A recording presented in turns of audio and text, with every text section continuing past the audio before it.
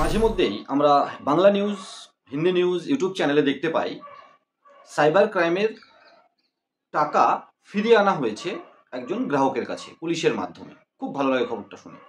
কিন্তু আমরা যারা ব্যাংকিং সিএসপি বা এপিএস সিএসপি লাইনে বা সাইবার ক্যাফেতে কাজ করি আর আমাদের অ্যাকাউন্ট বিনা অপরাধে, আমি আবার বলছি, যারা অপরাধী তাদের কঠোরতম সাজা দেয়া হোক, রাস্তা খোঁজা হোক, কিন্তু মেকানিজম এরকম রয়েছে যে কেউ যে কোনো জায়গার থেকে ফ্রড অ্যাক্টিভিটিস করে আপনার অ্যাকাউন্টের বিরুদ্ধে কেস করে দিচ্ছে সাইবার ক্রাইমে। আর অন্য রাজ্য থেকে আপনার অ্যাকাউন্ট প্রথমে 30,000 প্লাস হোল্ড করে দেওয়া হচ্ছে, আবার কিছুদিন পরে 30,000 প্লাস লিন করে দেওয়া হচ্ছে, তার মানে প্রায় 60-70,000 টাকা আটকে গেল। এর থেকে কি বোঝা যাবে, সমস্যাটা কি আলোচনা করব। কিছু উকিলবাবু আছে, দেখবেন ভিডিও ভালো লাগে, ফেসবুকে ইউটিউবে হেঁটে হেঁটে মোটরসাইকেলে ভিডিও বানায় এবং তারা পর্যন্ত এই সিস্টেমটাকে এক্সপ্লেন করছে যে এখান থেকে কিছু হবে না, আপনাকে অন্য রাজ্যে গিয়ে ফেস করতে হবে। আপনি এখানকার মানুষ আপনাকে চেনে, আপনি অন্য রাজ্যে গিয়ে কেস ফেস করবেন, তার মানে অন্য রাজ্যের থেকে এসে আমাদের ওয়েস্ট বেঙ্গলে কেস ফেস করতে হবে, তার মানে এখানকারও কিছু সংখ্যক উকিলের ইনকাম হবে। আমরা সে নিয়েও আলোচনা করব। এই সাইবার ক্রাইম কেসটাই একটা কালো ডার্ক ওয়েব টাইপের হতে যাচ্ছে না তো? এখানে এখনই ডিপার্টমেন্ট সরকারকে ভাবার দরকার। আমাদের ভিডিওর মাধ্যমে আপনাদেরকে সচেতন রাখার চেষ্টা করছি। কেন কিভাবে কিউআর কোড বা আপনার অ্যাকাউন্টে পয়সা নেবেন না। একটা শপিং মলে গিয়ে দেখছেন 20,000 50,000 টাকার আপনি মাল কিনলেন, আপনি কিউআর কোড স্ক্যান করে দিয়ে চলে আসলেন, তাদের কোনো সমস্যা হচ্ছে না, যদিও হয়ে থাকে মাঝে মধ্যেই। অথচ আপনার এখানে 2,000 5,000 10,000-এর কিউআর কোডে পেমেন্ট নিচ্ছেন নাকি পেমেন্ট নিয়ে ক্যাশ দিচ্ছেন, এখানে আপনাকে সাবধান থাকতে হবে। ভিডিওটা স্কিপ না করে দেখুন, আমরা আরও এই ধরনের ভিডিও নিয়ে এসেছি।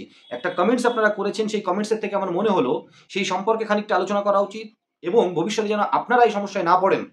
কারণ যেটা হয়ে গেছে সেটা আমাদের হাতে নেই, তার উপরে বিবেচনা করে, বিচার করে, বুদ্ধি ইউজ করে আমরা সাবধানে থাকতে পারি, এটাই আমরা সাধারণ মানুষের কাজ। আর এই ভিডিওর মাধ্যমে, আপনাদের শেয়ারের মাধ্যমে নিশ্চয়ই কোনো না কোনো দিন এটা সরকার, ডিপার্টমেন্ট বা জনস্বার্থ মামলা হবে। যে যেখানকার কেস, যেখানকার মানুষ, ভুল হোক ঠিক হোক, আপনার নামে, আপনার দোকানের নামে আপনি পেমেন্ট নিয়েছেন, কেস হয়েছে অন্য স্টেটে হোক, কিন্তু সেই স্টেটের মাধ্যমে সঠিক মেকানিজমের মাধ্যমে আপনার লোকাল থানা সেটা ভেরিফাই করবে। অবশ্যই বাইরের থেকে পুলিশ আসতে পারে, তাদের কাছে জিজ্ঞাসা করতে পারে, কিন্তু আপনাকে যেতে হবে, এটা বন্ধ হওয়ার দরকার। কোনো না কোনো একদিন আমাদের এই ভিডিও বা অন্যান্য অনেক ভালো ভালো ভিডিও দেখে কোনো না কোনো দিন জনস্বার্থ মামলা হবে সরকার। কারণ অলরেডি বিভিন্ন কোর্ট থেকে পুলিশ ব্যাংকে জিজ্ঞাসা করছে আপনি কোন অধিকারে ওই কাস্টমারের 501 টাকা বা 504 টাকার ট্রানজাকশন এগেনস্টে পুরো অ্যাকাউন্ট ফ্রিজ করে দিয়েছেন, এই অধিকারটা আপনাকে কে দিয়েছে? জাস্ট কিন্তু উকিলকে, ব্যাংককে জিজ্ঞাসা করা শুরু করে দিয়েছে। তার মানে এটা যে ভুল হচ্ছে এটা সঠিক, কিন্তু এই ভুলটাকে সরকার বা ডিপার্টমেন্টের চোখে আঙুল দিয়ে দেখিয়ে দেওয়ার মতো সময়টা মানুষটা এখনো আমরা পাইনি বা আমরা আপনাদের মধ্যে থেকে কেউ একজন বলছেন, দাদা আমার সাইবার ক্যাফে আছে, আমার অ্যাকাউন্টে প্রথমে 30,200 হোল্ড হলো, 30,200, আবার এখন 30,300 লিন হলো, এখন আমি কি করব? ব্যাংক কোনো কিছু দিচ্ছে না, কিন্তু কি করে শোধ করব? কেউ টাকা দিলে কি করে বুঝবো সে ফ্রড করছে? দাদা এই যে 30,200 বা 30,300 মানে প্রায় 60,000-এর উপরে আপনার অ্যাকাউন্টে হোল্ড বা লিন হয়ে গেল, এই টাকাটা যদি সিঙ্গেল ট্রানজাকশন আপনি নিয়ে থাকেন, 30,200 আলাদা প্রথমে হয়েছে, 30,300, ভেবেই নিন এই ধরনের ট্রানজাকশন আরও করেছেন, আরও আপনার অ্যাকাউন্টে লিন বা ব্লক হতে পারে। তার মানে কোনো ইললিগাল প্র্যাকটিস আপনি করছেন। কিরকম? এই 30,200 টাকার মাল কি আপনি কাউকে দিয়েছিলেন, নাকি কিউআর কোড বা অ্যাকাউন্টে পাঠিয়ে তারা ক্যাশ নিয়েছিল? এই কিউআর কোডে নিয়ে আপনার ক্যাশ দেয়া বা আপনার ব্যাংক অ্যাকাউন্টে অন্য কারোর পয়সা আসবে আর আপনি তাকে ক্যাশ দিয়ে দেবেন ব্যাংকের মতো, এই অধিকারটা আপনার কি আছে? তার মানে আপনি ডিজিটাল হাবালার সাথে যুক্ত তো নন। ডিজিটাল হাবালা যে কাজটা ব্যাংকের, আপনার অধিকার সম্পর্কে আপনাকে সচেতন থাকতে হবে। আপনি এইপিএস দিয়ে শুধুমাত্র ক্যাশ উইথড্রল করে মানুষকে দিতে পারেন, অন্য কোনোভাবে ক্যাশ দেওয়ার অধিকার আপনার নেই, সেটা একমাত্র ব্যাংক আর ফিজিক্যাল এটিএম এর আছে। আপনি ক্যাশ নিয়ে সার্ভিস দিতে পারেন, এটা একদম ক্যাশ নিয়ে সার্ভিস দিতে পারেন, সেটা রিচার্জ হতে পারে, বিল পেমেন্ট হতে পারে, কোনো প্রোডাক্ট বা সার্ভিস বিক্রি হতে পারে, ডিএমপি মানি ট্রান্সফার হতে পারে, আপনি সব সময় ক্যাশ নেবেন। আর যদি আপনি প্রোডাক্ট বা সার্ভিস দিয়ে কিউআর কোডে পেমেন্ট নেন বা ব্যাংক অ্যাকাউন্টে পেমেন্ট নেন, অবশ্যই কোনো প্রোডাক্ট বা সার্ভিস দিয়েছেন এবং সেটা কারেন্ট অ্যাকাউন্টে নিতে হবে, সেভিংস অ্যাকাউন্টে নেবেন না। আর কিউআর কোডে যখন আপনি পেমেন্ট নিচ্ছেন সেটা অবশ্যই কারেন্ট অ্যাকাউন্টের মার্চেন্ট কিউআর কোড হতে হবে, সেটা ব্যাংকের দেওয়া হোক বা ফোনপে গুগল পে টাইপের থার্ড পার্টি কোম্পানির দেওয়া হোক। আপনি সেই কিউআর কোডে প্রোডাক্ট বা সার্ভিস বিক্রি করে নিতে পারেন। এই 30,200 বা 30,300 কমেন্টে বলবেন তো। আপনি কোনো প্রোডাক্ট বা সার্ভিস দিয়ে নিয়েছিলেন নাকি ক্যাশ দিয়েছিলেন? এই জন্য কিন্তু এই সমস্যাগুলোর সম্মুখীন আপনারা হচ্ছেন।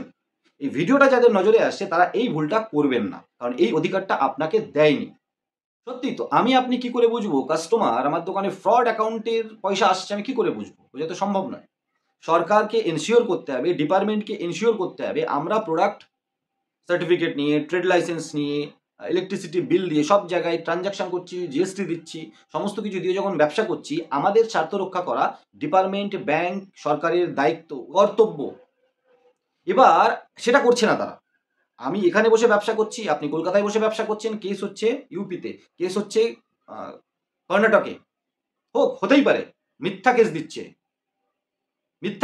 বা সঠিক কেস দিচ্ছে। সঠিক কেস দিলেও আমার এখানে কিছু হয়েছে কি হয়নি তার আগে অ্যাকাউন্ট ব্লক করে দেওয়া, অ্যাকাউন্ট ফ্রিজ করে দেওয়া, এটা কোনো আইনের মধ্যে পড়ে বলে আমি মনে করি না।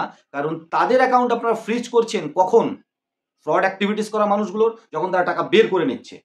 আমাদের মতো এটা একটা সাধারণ জ্ঞান, ডিপার্টমেন্ট বা সরকারের বোঝা উচিত যে মানুষটা কন্টিনিউ ব্যবসা করছে তার অ্যাকাউন্ট ফ্রিজ করে লাভ নেই। তো 3 মাস 6 মাস আগে ট্রানজাকশন হয়েছে, এই 30,200 30,300 নিশ্চয়ই কালকে হয়নি, তাহলে আজকে অ্যাকাউন্ট ফ্রিজ হতো না। ডেট দেখবেন অনেক আগের। এবারে তারপরে সে ব্যবসা করছে, তার মানে সে ভুল, ইলিগাল প্র্যাকটিস করেছে, ভুল করেছে, কিন্তু সে ফ্রড না। তার মানে তার সেই কেসটা সলভ তার লোকালে হওয়া উচিত, লোকাল কোর্টে হওয়া উচিত, থানায় হওয়া উচিত, সাইবার ক্রাইমে হওয়া উচিত, যেখানে তার ক্যারেক্টার সার্টিফিকেট দেওয়ার মতো মানুষ থাকবে। আননোন এরিয়াতে গিয়ে আমাকে উকিল ধরতে হবে, এই জায়গাটায় একটা কালো ডার্ক ওয়েবের আমরা আরো স্টাডি করছি, বিভিন্ন ব্যাংক, বিভিন্ন আইনের মানুষের সাথে কথা বলছি, যেখানে উকিলদের অ্যাক্টিভ হতে হবে। এই উকিলরা কিন্তু এখানকার কেস ওখানে আর ওখানকার কেস এখানে, দুই পাশের উকিলই কিন্তু মজা নিচ্ছে। যেমন ডিভোর্সের সময় দুপাশের উকিলই কিন্তু মজা নেয়।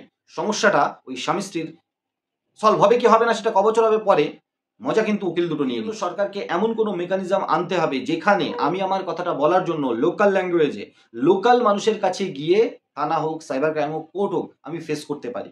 আমি আমার ভুল বা আমি আমার ভুল করে আমার নামে কেস দেওয়া হয়েছে সেটাকে বাইরে আনতে হলেও আমাকে যদি বাইরে যেতে হয় ঘুষ আরো বেশি দিতে হবে, খরচ বেশি হবে, দোকান বন্ধ থাকবে, তার থেকে লোকালে আমাকে ট্রান্সফার করা হোক আমার কেসটাকে, আর সেখান থেকে আমি সেটাকে ফেস করব।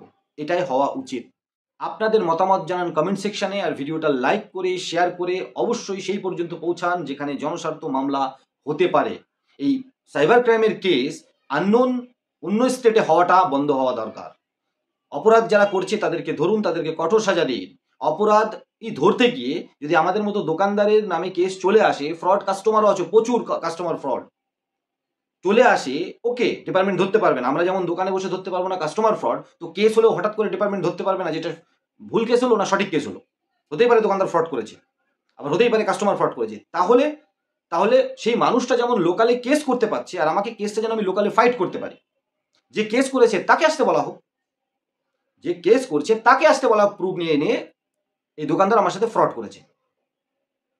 ঠিক বলছি না বন্ধুরা? সেই তার কাছে তো প্রুফ থাকবে যে আমি ফ্রড করেছি, মানে দোকানদার ফ্রড করেছে। দোকানদারকে কেন প্রুফ করতে যেতে হবে সে মিথ্যা কেস করেছে? এটা নিয়ে একটা মানে কন্ট্রোডাক্টরি সমস্যা কিন্তু তৈরি হয়েছে, আর আমরা ফেস করছি। ডিজিটাল লেনদেন নিতে বাধ্য করছে সরকার, ক্যাশ তো প্রায় নেই। আর সেই জায়গায় যদি দোকানদারকে এত ক্ষতিগ্রস্ত হতে হয়, এর ভবিষ্যৎ খুব ভয়ানক হতে চলেছে। সাধারণ মানুষ কিন্তু সাফারার। আর এখানে সাইবার ক্রাইম কেস একটা ভালো রোল প্লে করছে, একটা কালো দিক কিন্তু উজাগর হতে চলেছে। তাই আমি এখনই বলছি বন্ধুরা, আপনারা সাবধানে ট্রানজাকশন করুন, লেনদেন করুন। আপনার যে অধিকার নেই সেই লেনদেন আপনি করবেন না। প্রয়োজনে ব্যবসা কম হোক, কিন্তু সুরক্ষিতভাবে ব্যবসা করুন। নতুন একটা ভিডিও নিয়ে আপনাদের সচেতন করার জন্য আবার খুব তাড়াতাড়ি আসবে। ততক্ষণ সবাই ভালো থাকুন, সুস্থ থাকুন, আর আমাদের সাথে থাকুন, কারণ IND tech zone YouTube channel সবসময় আপনাদের সাথে আছে।